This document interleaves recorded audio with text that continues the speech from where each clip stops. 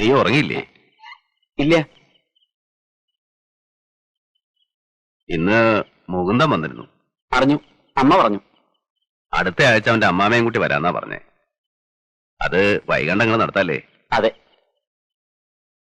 ഞാൻ ആലോചിക്കുക, എല്ലാം കൂടെ ഒന്നിച്ചായാലോന്ന്. ചെലവ് മാത്രല്ല, ബന്ധപ്പാടും കുറയും. വിളിച്ചു നോക്കണേ എന്തിനാ? നിന്റെ കല്യാണത്തിന്റെ കാര്യമായി പറയണേ. ഉവ്വ്, മനസ്സിലായി. അമ്മയോട് പറഞ്ഞപ്പോ അമ്മ പറഞ്ഞു നിന്നോടൊന്ന് ചോദിക്കാൻ. ഇനിയിപ്പോ എന്താ അത്ര ചോദിക്കാൻ അല്ലേ? അമ്മ വേറൊന്നും പറഞ്ഞില്ലേ? ഇല്ല. ഞാൻ വേറൊരു കാര്യം പറഞ്ഞ് ഏൽപ്പിച്ചിരുന്നു. രാമൻകുട്ടി മേനോൻ സാറ് ഏട്ടനോട് ഒന്നങ്ങോട്ട് ചെല്ലണമെന്ന് പറഞ്ഞിരുന്നു. ഞാൻ അമ്മയെ പറഞ്ഞ് ഏൽപ്പിച്ചിരുന്നു. പറഞ്ഞില്ലേ? ഇല്ല. ഞാൻ പറഞ്ഞിരുന്നു.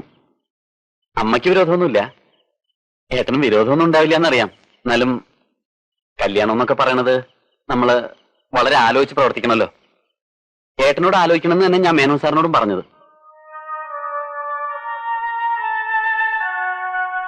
ഞാൻ എന്റെ ഭാഗ്യാന്ന് എല്ലാരും പറയണേ.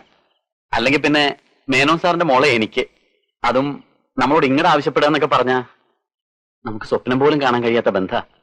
നീ എന്ത് നന്ദികേടാടാ ഈ പറയണേ? ഇക്കണ്ട കാലം മുഴുവൻ നിന്നെ സ്വപ്നം കണ്ടുകൊണ്ട് കഴിഞ്ഞൊരു പെണ്ണെ തഴഞ്ഞിട്ട് ആ ഭാഗ്യം നമുക്ക് വേണ്ട. നമുക്ക് ആ പണവും പ്രതാപവും ഒന്നും വേണ്ട മോനെ. നീ ഒരിക്കലും അങ്ങനെ ചിന്തിക്കരുത്. ചിന്തിക്കരുതെന്നൊക്കെ പറഞ്ഞാ എന്റെ ലൈഫിന്റെ പ്രശ്ന. ഏട്ടൻ അത് ആലോചിക്കണം. ലൈഫ്? ഈ ലൈഫൊക്കെ നിനക്ക് എങ്ങനെയാണ് ഉണ്ടായത്? ആ തന്തയുടെ മോളെ വസ്തുവിറ്റ പണമില്ലായിരുന്നെങ്കിൽ ഞാനും നീയൊന്നും ഈ സ്ഥാനത്തില്ല. എന്ത് കൊടുത്ത് വീട്ടൂടാ ആ കടം? ആ കടമയും കടപ്പാടും ഒന്നും മറക്കരുത്. അത് മറക്കൊന്നുമില്ല. എന്ന് വെച്ച് എന്റെ ഭാവി എനിക്ക് നോക്കണ്ടേ? പണ്ട് ചെറുപ്പത്തില് കളിയായിട്ട് എന്തൊക്കെ പറഞ്ഞു എന്നല്ലാതെ വേറെ അങ്ങനെ ഒരു വാക്കൊന്നും ഇല്ലല്ലോ. വാക്കില്ല? എന്തിനാടാ വാക്ക്? എനിക്കും നിനക്കും അമ്മയ്ക്കും ഈ വീട്ടിലെ നാട്ടിലൂടെ എല്ലാവർക്കും അറിയാലോ അവിടെ നിനക്ക് വേണ്ടിയാ ജീവിക്കണമെന്ന്. പിന്നെ അതിനിപ്പോ വാക്കുടമ്പടിയൊക്കെ വേണം. ശരിയായിരിക്കാം, ചെറുപ്പത്തിൽ അങ്ങനെ പലതും പറഞ്ഞിട്ടുണ്ടാവും. പക്ഷെ ഇപ്പോ എനിക്ക് എന്റെ നിലയും വിലയും ഫ്യൂച്ചറും ഒക്കെ നോക്കണം. അഡ്വക്കേറ്റ് രാമൻകുട്ടി മേനോന്റെ സണ്ണിലോ ആകാന്ന് പറഞ്ഞാ എനിക്ക് കിട്ടണ നിലയും വിലയും സോഷ്യൽ സ്റ്റാറ്റസും എന്താണെന്ന് അറിയാവോ? മാത്രമല്ല ഭാവിയിൽ അദ്ദേഹത്തിന്റെ പ്രൊഫഷണൽ ഗുഡ്വിൽ മുഴുവൻ എനിക്ക് വന്നു തരാനുള്ളതാ. പണ്ടെന്നോ കുറച്ച് കാശ് തന്നെന്നും പറഞ്ഞ് ഇതൊക്കെ വേണ്ടെന്ന് വെച്ച് കുഞ്ഞമ്മയുടെ മോളെ കല്യാണം കഴിക്കണമെന്നാണോ ഏട്ടൻ പറയുന്നത്? മനുഷ്യനാവണം ആദ്യം, എന്നിട്ടുണ്ടാക്ക് നിലയും വിലയും.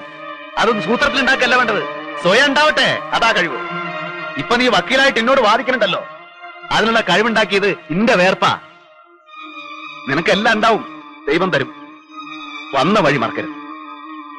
ഇത് ഞാൻ സമ്മതിക്കില്ല. ഏട്ടൻ ഇങ്ങനെ വാശിയും ബഹളം ഒന്നും കാണിക്കേണ്ട കാര്യമില്ല. നിന്റെ ലൈഫിന്റെ പ്രശ്നം. എനിക്ക് മേനോൻ സാറിന്റെ മോളുമായിട്ടുള്ള ബന്ധം ഇഷ്ടം. ഏട്ടൻ അത് പോയി ആലോചിച്ച് നടത്തി തരണം. എന്റെ പട്ടി വരും. എടാ, മേലേർത്ത് രാഘവൻ നായർക്ക് നിന്റെ അത്രയും വിവരവും വിദ്യാഭ്യാസം ഇല്ല, പക്ഷെ നെറുകേട് കാണിക്കില്ല. എന്റെ നെഞ്ചിൽ പിടപ്പുണ്ടെങ്കിൽ ഞാൻ സമ്മതിക്കില്ല. എന്നെ ധിക്കരിക്കാൻ ഞാൻ പിന്നെ ഈ കുടുംബത്തെ കയറ്റില്ല. ഓർത്തോ? ആ കേട്ടോ അമ്മേ? അമ്മയുടെ മോൻ പറഞ്ഞത് കേട്ടോ? കുട്ടിയായിരുന്നു രണ്ട് അടി കൊടുത്ത് ഞാൻ അനുസരിപ്പിച്ചാണ്. ഇപ്പൊ ഞാൻ എന്താ ചെയ്യാമ്മേ? രാഘവ, അവൻ പറയുന്നതിലും കാര്യല്ലേ? നീ സമാധാനായിട്ട് ഒന്നുകൂടെ ആലോചിച്ച്. ഓ, അമ്മയും കൂടെ അറിഞ്ഞിട്ടാണല്ലേ? അമ്മേ, പണ്ട് ഇതുപോലൊരു രാത്രിയില് ജപ്തി നടക്കണ കാണാൻ വയ്യാന്ന് പറഞ്ഞ് ഉള്ളതൊക്കെ കെട്ടിപ്പറക്കി 4 മക്കളായിട്ട് അമ്മ പുറത്തേക്ക് ഇറങ്ങുമ്പോ ഒരു സഞ്ചി നിറയെ കാശുമായിട്ട് ഒരാൾ വന്നു. അന്ന് അമ്മ പറഞ്ഞു കുഞ്ഞമ്മാമ നമ്മുടെ ദൈവാന്ന്. പിന്നെ ആ കുഞ്ഞമ്മാമയുടെ മോളുടെ അമ്മ തന്നെയാ പറഞ്ഞേ എന്റെ വിജയന്റെ പെണ്ണാ നീന്ന്. മറക്കരുതമ്മേ അതൊന്നും.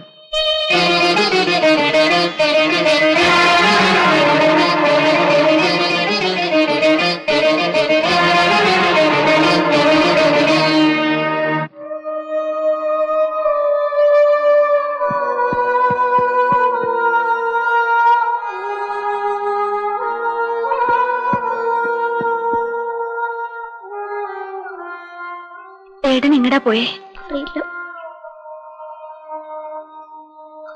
എടുത്ത് എനിക്ക്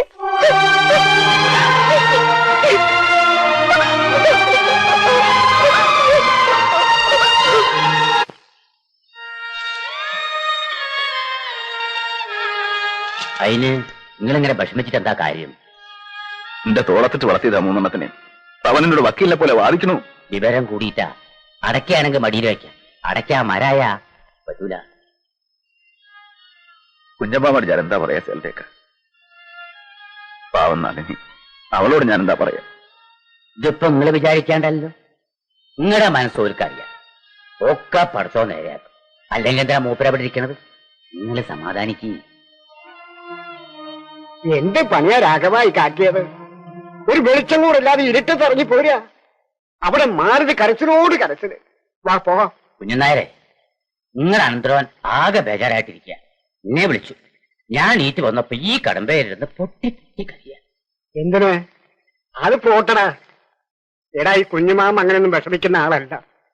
തറവാട് വിറ്റ് കിട്ടിയ പണം തന്നത് എന്റെ മോക്ക് നായരെ ഉണ്ടാക്കണമെന്ന് കരുതിയല്ല. എന്റെ അച്ഛനോട് അങ്ങനെ ഒരു ബന്ധമായിരുന്നു. അച്ഛേട്ടന്റെ ഭാര്യയും മക്കളും പീഡിയത്തിന്റെ കിടക്കുന്ന കാണാൻ വയ്യ. അതുകൊണ്ടാ. അല്ലാണ്ട് ഇപ്പൊ നാളെ എന്റെ മോനെ വിളിച്ച് ഇറങ്ങാൻ പറഞ്ഞാൽ ഇറങ്ങട്ടെ. അതുകൊണ്ടല്ല. എന്നെ ഇങ്ങനെ വിഷമിപ്പിക്കില്ലേ കുഞ്ഞമാമൻ? ഞാൻ പറയാ. വാ പോ. ചെല്ല്, ഒക്കെ നേരാവുന്നേ. ചെന്ന് സമാധാനായിട്ട് കിടന്നോളൂ. ചെല്ല്.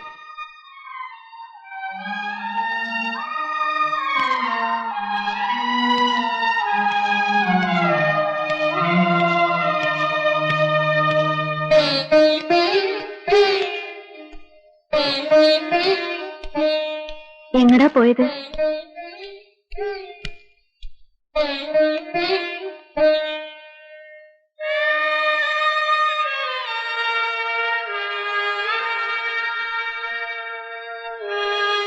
ഇനി ഇവിടെ എങ്ങനെ ഇരുന്ന് തണുപ്പുള്ളാതെ പോയി കിടക്ക്.